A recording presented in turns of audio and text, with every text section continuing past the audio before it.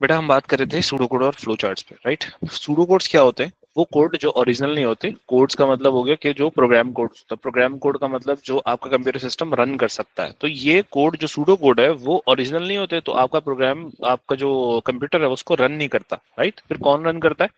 भाई हम उसको ड्राई रन करते हैं। क्या करते हैं भाई? हम उसको ड्राई रन। ड्राई रन का मतलब क्या होता है? ड्राई रन का मतलब ये होता है कि आप खुद से जो है ना वो पेन और पेपर पे इसको लिख कर इसको चेक करते हैं सही काम कर रहा है कि नहीं कर रहा, ठीक है। एक जस्ट लाइक अ ब्लूप्रिंट होता है, जो कि ओरिजिनल कोड नहीं होता, ब्लूप्रिंट ऑफ कोड होता है, ठीक है भाई। ये इंग्लिश लाइक स्टेटमेंट्स होते हैं जो डिस्प्ले करता है एल्गोरिदम को। इसमें स्ट्रक्चर्ड इंग्लिश होती है, रूल्स एंड रेगुलेशंस होते हैं जो हमारे सिलेबस ने दिए हुए हैं, और उसको करते हुए हम जो है वो आगे बढ़ते हैं। ये एक रिप्रेजेंटेशन है। बोलते हैं कि भाई नंबर को इनपुट किया जाएगा, अगर नंबर ग्रेटर देन 0 होगा तो क्या कर दीजिए, आउटपुट कर दें पॉजिटिव, एल्स आउटपुट नेगेटिव। तो भाई ये जो कंडीशन इसके आगे लिखी है, अगर ये ट्रू होती है तो ये यहाँ पे जाएगा, फॉल्स होती है तो यहाँ पे जाएगा। दो रास्ते होते हैं यहाँ पर। और ये इफ जो है ना वो एंड एंड हो जाएगा, एंड इफ कर देगा। Moving on towards the flow chart. What is flow chart? वो बोलते हैं पिक्टोरियल रिप्रेजेंटेशन होती है। पिक्टोरियल का मतलब एक सिंबल्स की फॉर्म में, पिक्चर्स की फॉर्म में एक रिप्रेजेंटेशन होती है हर स्टेप ऑफ एल्गोरिदम की। अच्छा, एल्गोरिदम क्या होता है? एल्गोरिदम में हमने बात की थी भाई, एल्गोरिदम होता है एक स्टेप बाय स्टेप प्रोसेस होता है किसी भी चीज को करने का, किसी भी चीज को सॉल्व करने का स्टेप बाय स्टेप प्रोसेस होता है, उसको हम बोलते हैं एल्गोरिदम। ठीक है, तो यहाँ पर भाई एल्गोरिदम के जो स्टेप है वो पिक्टोरियल रिप्रेजेंटेशन की फॉर्म में दिए हुए होते हैं। तो भाई बोलते हैं identify the flow of algorithm with arrow heads. अच्छा भाई, इसकी एग्जांपल क्या थी? एग्जांपल हमने बोली थी ये। भाई जो सेम काम हमने किया था किसके सूडो कोड में, वही सेम काम हमने फ्लो चार्ट में किया है यहाँ पे, जहां हम स्टार्ट बॉक्स के लिए ये इस्तेमाल करते हैं, स्टार्ट और एंड। ठीक है भाई, स्टार्ट, और उसके बाद जो है वो फ्लो लाइन दी है और उसको बोला input number, if number greater than 0, जहां पे वो बात की थी, अगर है तो ये कर दो, और उसके बाद एंड आ जाओ। अगर नहीं है तो ये कर दो, और उसके बाद क्या कर दो? एंड कर दो। ठीक है, what is this? This is the flow chart. ये फ्लो चार्ट है। फ्लो चार्ट बिल्कुल सेम प्रॉब्लम का फ्लो चार्ट भी बन सकता है, सूडो कोड भी बन सकता है। तो फ्लो चार्ट और सूडो कोड दोनों बना के आपको मैंने दिखाए, ठीक है, सेम प्रॉब्लम के। आगे मूव करते हैं जरा जल्दी से फ्लो चार्ट के सिंबल्स के बारे में। फ्लो चार्ट के कौन कौन से सिंबल्स होते हैं आपके पास? सिंबल्स होते हैं, ठीक है भाई, हेडिंग डाल लें जल्दी से, फ्लो चार्ट सिंबल्स। ठीक है, बहुत सारे कुछ सिंबल्स हैं इसके बारे में, उनको उनको डिस्कस करेंगे। फ्लो चार्ट सिंबल्स की हेडिंग डालें जल्दी से। The very first symbol of flow chart is, बना देता हूँ यहाँ पर, इस ओवल शेप। ओवल और एलिप्स तक का जो के किस्म का जो शेप होता है, या तो इसको ऐसे बनाओगे, फिर इसको सॉरी, या फिर इससे बनाओगे। दो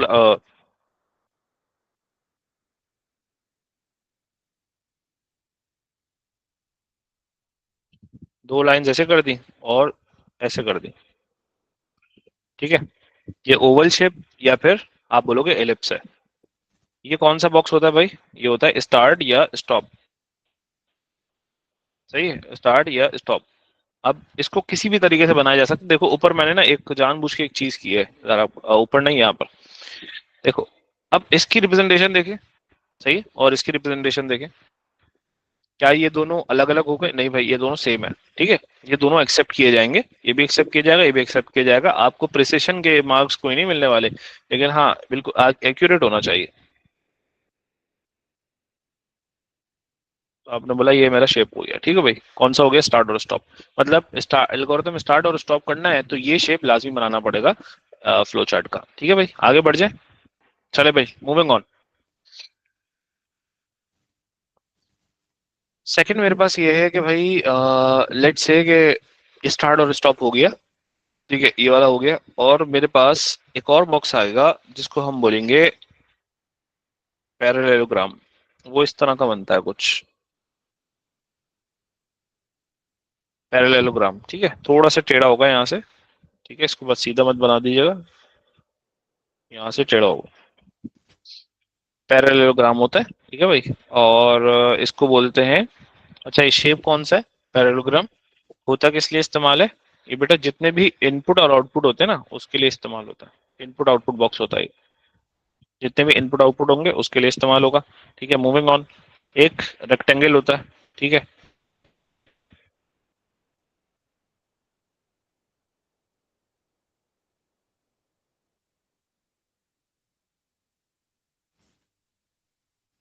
ठीक है, एक होगा रेक्टेंगल। रेक्टेंगल किस लिए होता है बेटा, इसको बोलते हैं प्रोसेसिंग बॉक्स। प्रोसेसिंग बॉक्स का मतलब जितने भी हमने जो है ना वो ऑपरेशंस परफॉर्म कराने होते हैं, एडिशन सब्ट्रैक्शन करनी है या कोई और भी काम करना है, वो इस प्रोसेसिंग बॉक्स के अंदर होता है। ठीक है, एक तो हो गया इनपुट आउटपुट बॉक्स, कि अगर कुछ इनपुट करना आउटपुट कराना है, जैसे लेट से कि मैंने बोला यहाँ पर मैंने नंबर इनपुट कराना था, इनपुट नंबर। ठीक है, तो वह इनपुट नंबर के लिए क्या इस्तेमाल करूंगा, नंबर के लिए इस्तेमाल करूंगा बेटा बॉक्स कौन सा वाला, ये इनपुट आउटपुट बॉक्स। अब यहाँ पर देखते हैं जरा, जैसे यहाँ पर हुआ इस्तेमाल हुआ, यहाँ पर इस्तेमाल हुआ, आउटपुट भी है और इनपुट भी है, सब जगह वही इस्तेमाल हुआ।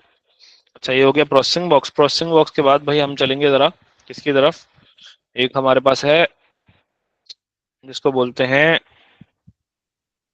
वैसे होता तो ये काइट शेप है, लेकिन कंप्यूटर साइंस वाले इसको बोलते हैं डायमंड शेप। ठीक है भाई, और ये होता है डिसीजन मेकिंग के लिए।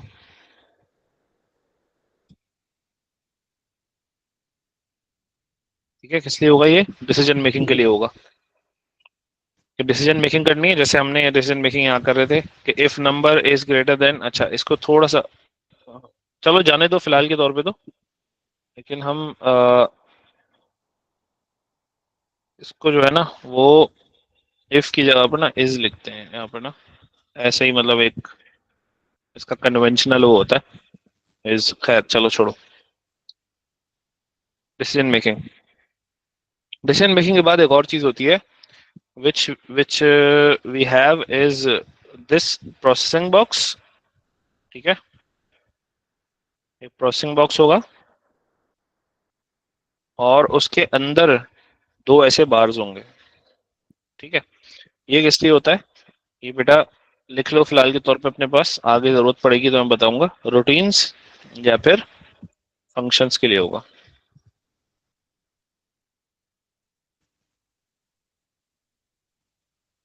रूटीन, लाइब्रेरी रूटीन भी बोलते हैं इसको, फंक्शन भी बोलते हैं इसको। ठीक है, ये सारी चीजों के लिए होगा।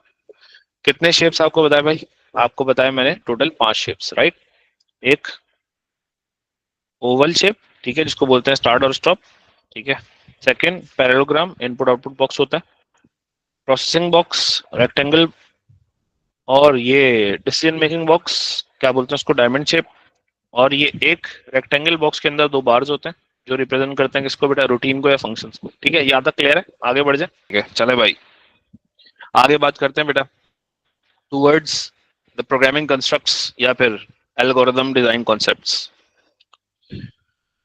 इस पूरे P2 में हमने क्या क्या चीजें करनी है जो बहुत इम्पोर्टेंटली हमको आनी चाहिए, बहुत अच्छी तरह से आनी चाहिए, वो सारी चीजें इसमें मौजूद हैं। ये आर्ट के आर्ट में लिखूंगा। ठीक है भाई, इसको गौर से सुनेंगे, इसको गौर से अपने पास जो है वो एक तो समझेंगे कि मैं क्या बोलना चाह रहा हूँ, क्या बोल रहा हूँ। ठीक है, दूसरा अपने पास नोट करेंगे क्या है ये बोलते हैं डिजाइन कॉन्सेप्ट्स, जिसकी बेसिस पे हम जो है ना ये पूरा P2 का चैप्टर नंबर 7 और 8 का मतलब ये हो गया पूरा P2 का प्रोग्रामिंग और एल्गोरिदम्स। ठीक है, हम यहाँ पर पूरा का पूरा मैं स्ट्रक्चर आउट कर दूंगा आपको कि भाई इससे आपको पता होगा कि भाई आप आपने सीखनी क्या क्या चीजें, क्या चीजें इंपॉर्टेंट है, राइट, और किस तरह से आगे P2 में जाया जाएगा।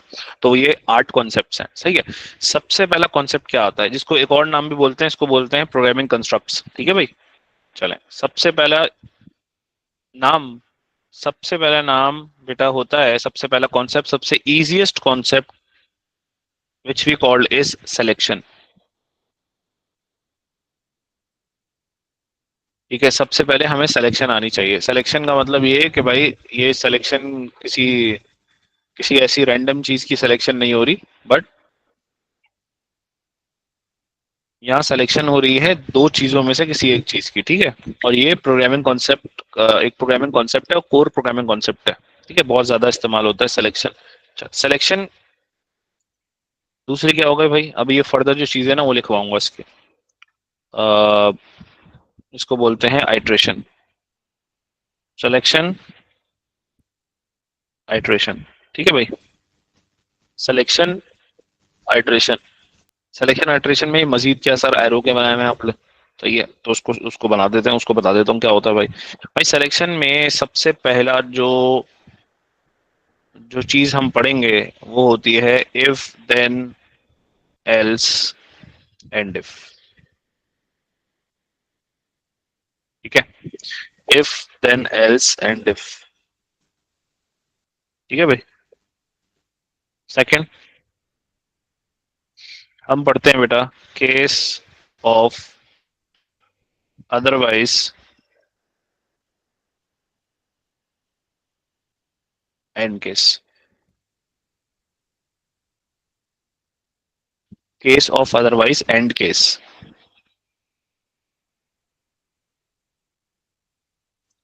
ठीक है, ये दो चीजें इसमें हो गई। आइट्रेशंस में क्या पढ़ते हैं भाई? आइट्रेशन में सबसे पहले हम पढ़ते हैं फॉर टू नेक्स्ट। ठीक है, आइट्रेशन में दूसरे उसमें क्या पढ़ेंगे भाई?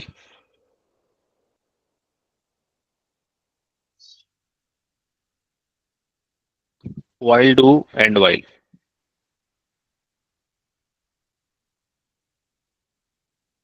और थर्ड इसमें होता है बेटा रिपीट अनटिल। अच्छा, अब इसको जो है ना वो कभी कभार जो है ना वो मैं इस तरह से भी लिखता हूँ while, और ये while do के बाद तो नहीं आता, while के बाद डॉट डॉट लगता है, फिर एंड while आता है, रिपीट के बाद डॉट डॉट लगते हैं, अनटिल आता है, फॉर टू नेक्स्ट के बाद ये डॉट डॉट और ये dot dot, case of otherwise end case, इसमें भी जो है वो इस तरह से आता है। मतलब ये अलग अलग टर्म्स हैं, अलग अलग जो है ना स्टेटमेंट्स, लाइक कीवर्ड जो है ना अलग अलग इस्तेमाल होते हैं, बट है ये स्ट्रक्चर्स। ठीक है, ये सिलेक्शन के दो स्ट्रक्चर्स हैं, ये आइट्रेशन के तीन स्ट्रक्चर्स हैं। ठीक है भाई, जिनको हमने इस्तेमाल करना होगा। Let's move further, right.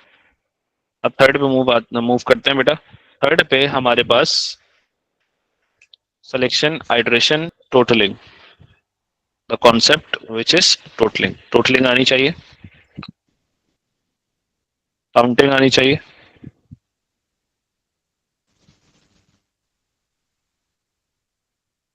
Totalling आनी चाहिए आपको, आपको काउंटिंग आनी चाहिए, आपको सीक्वेंसिंग आनी चाहिए बेटा। ठीक है, सीक्वेंसिंग आनी चाहिए, टोटलिंग, काउंटिंग, सीक्वेंसिंग। और इन सब चीजों को बता रहा हूँ अभी क्या क्या चीजें होती हैं, किस तरह से होती हैं ये। ठीक है, टोटलिंग, काउंटिंग, सीक्वेंसिंग हो गई। इसके बाद आपको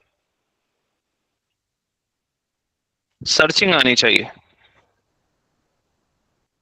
ठीक है, सर्चिंग आनी चाहिए। Selection, iteration, totalling.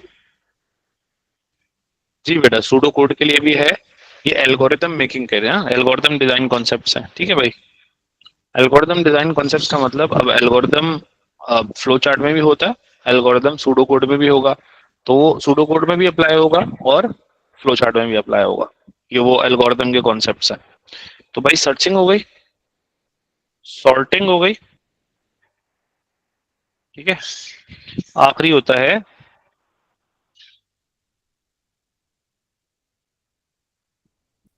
String handling.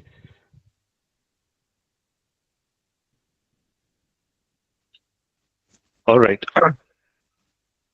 चले भाई। Selection, iteration, totalling, counting, sequencing, searching, sorting, string handling.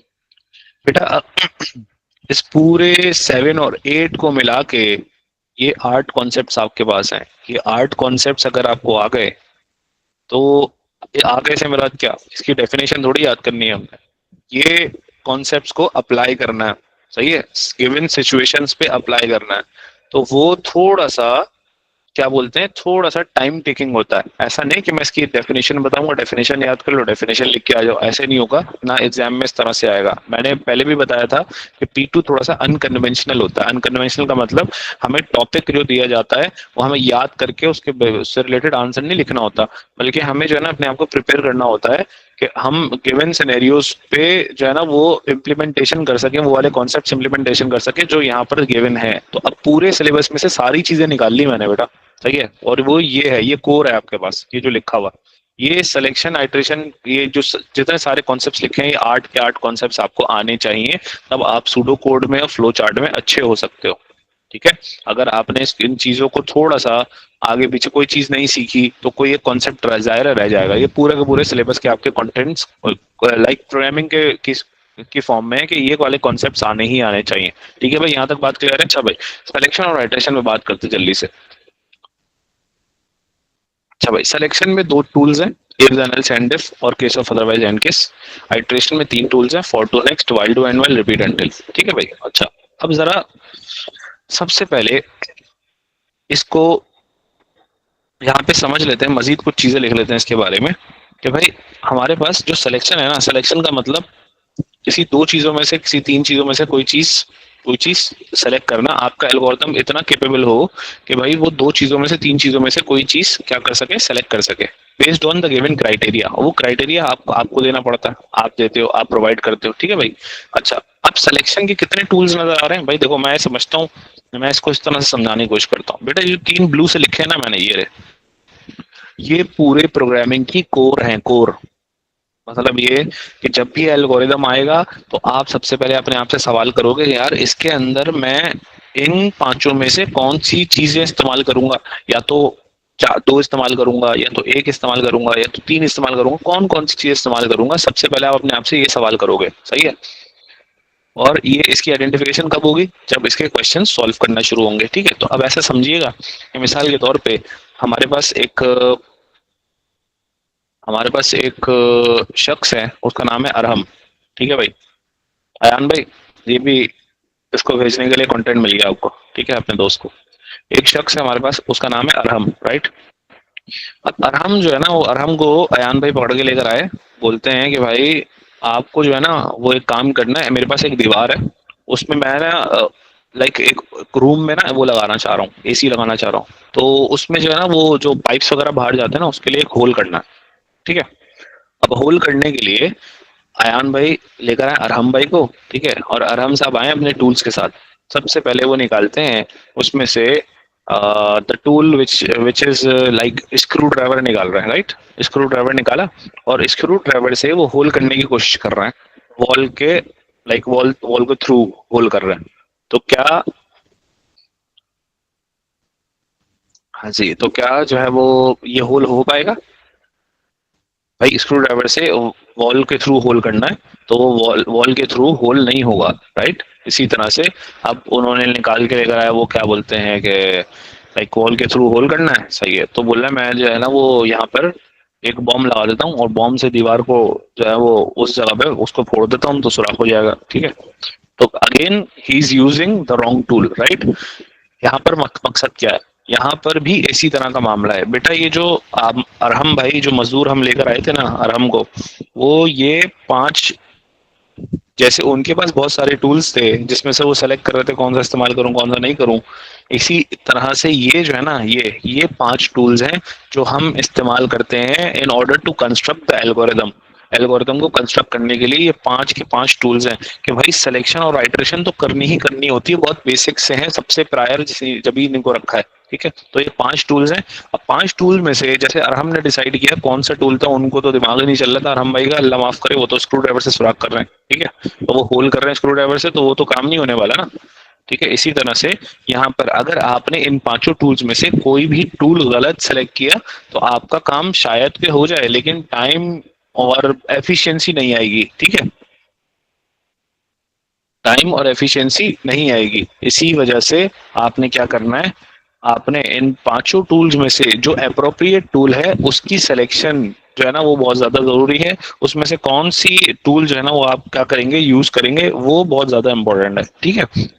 तो इसको आइडेंटिफाई करने के लिए हमारे पास कुछ प्रोग्रामिंग जो मतलब टेक्निक्स हैं जो हम आगे जाके पढ़ेंगे। बस आपको ये याद रखना है कि यार ये पांच टूल्स पे ग्रिप चाहिए मुझको, सही है।